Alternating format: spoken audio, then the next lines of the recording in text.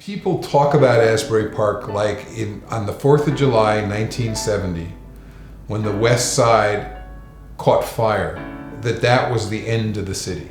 And they describe it as a riot. I don't think it was a riot. I think it was a rebellion. What conflated this into a riot that persists in everybody's mind was the coverage in the Asbury Park press. It was just over the top. It was hugely dramatic.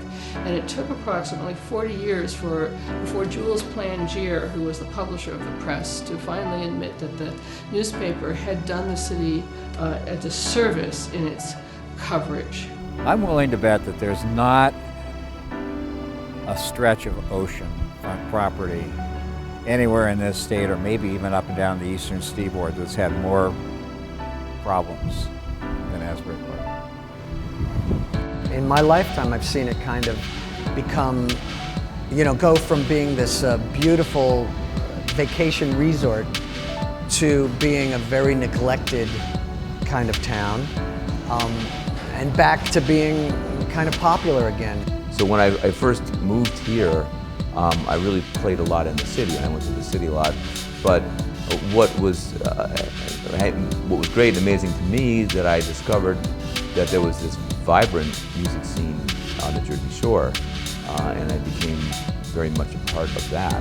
And I know a lot of other musicians kind of say the same thing. Asbury's always had a history of entertainment, and because of that, there is this sort of unspoken, unheard creative energy that happens in our community.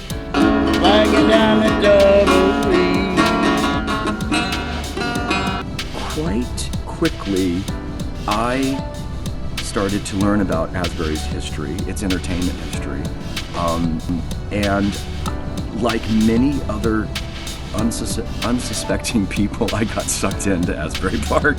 As mayor, one of my most frustrating emails I would get is, I've been here since 1998, and I know this city over the 90s and the 80s, and the difference between then and today is dramatic. And then I get an email from someone who moved here 2 years ago, and they'll say, well, when are you going to fix the city up? And I would say, this is fixed up. We're not done. Do you see what's going on in Asbury Park? It's not doing everything else that everybody else does because it's different.